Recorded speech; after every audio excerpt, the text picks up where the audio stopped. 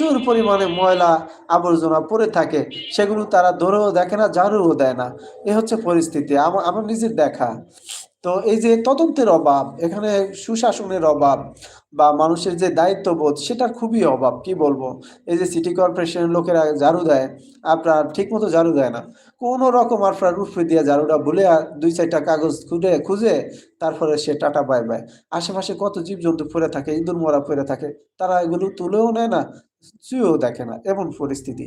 তারপরে আপনার আশেপাশে প্রচন্ড ময়লা আবর্জনা পড়ে থাকে, তারা দৈরেও দেখে না। কারণ তাদের কাজটা কি?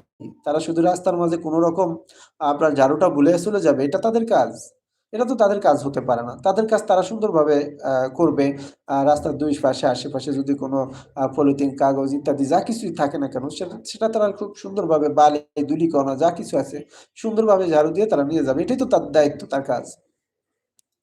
কিন্তু আমরা দেখতে পাচ্ছি সে তার দায়িত্বটা বা তার কাজটা সুন্দরভাবে করে না, সঠিক নিয়মে করে না।